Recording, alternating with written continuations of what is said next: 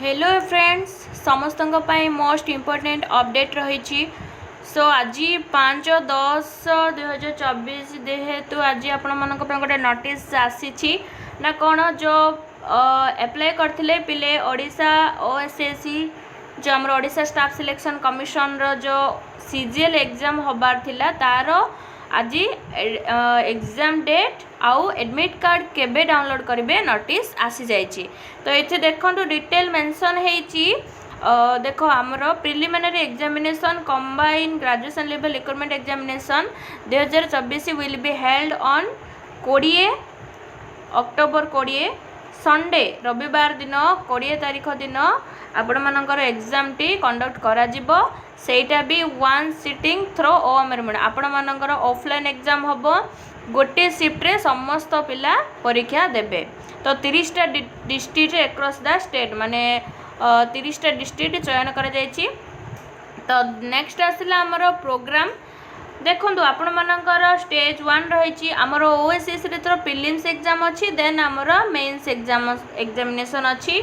तो प्रीलिम्स रे आपण मानकर केते मार्क 150 क्वेश्चन को 150 मार्क रहबो ईच क्वेश्चन कैरिंग 1 मार्क।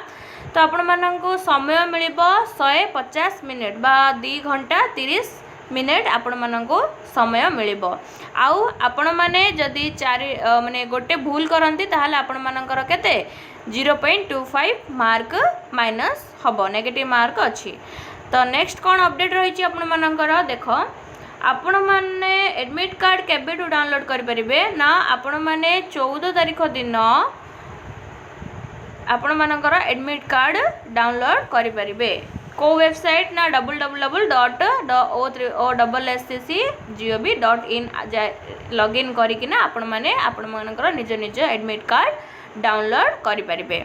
आ गोटे इंपोर्टेंट रही पीडब्ल्यूडी कैंडिडेट मानक पई जो माने less than 40% permanent nature who माने जा माने निजर निजे स्क्राइब नै कि जिबा पई जदी चाहुचंती तो सेमाने को कौन करिया पड़ियो ना 16 तारीख सुधा आपण मानकू देखो एई मेल आईडी अछि एठी मेंशन अछि स्पेलिंग देखंतु एई मेल आईडी रे आपण मानकू गोटे एप्लिकेशन रे सबमिट करिया पई पड़िबो तापरे आपण मानकू स्क्राइब रो प्रोवाइड सेठी फैसिलिटी रखा जाय परिबो।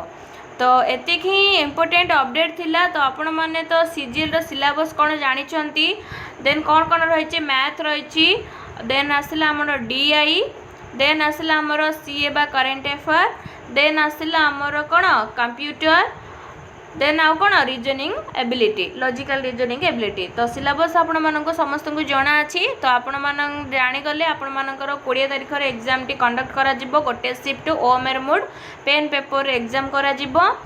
नेक्स्ट रहला आपण मानकर 14 तारिख माने ऑनवर्ड्स तो कहिछि 14 तारिख परे आपण मानकर एडमिट कार्ड शो होबो। तो एति ही अपडेट दबार थिला ए वीडियो रे। तो वीडियोटी भल सांग मानक सहित शेयर करंतु समस्त जानि परिबे एवं वीडियोटी भल लागिले लाइक शेयर सब्सक्राइब करिया पे भूलिबेनी। Thanks for watching my video.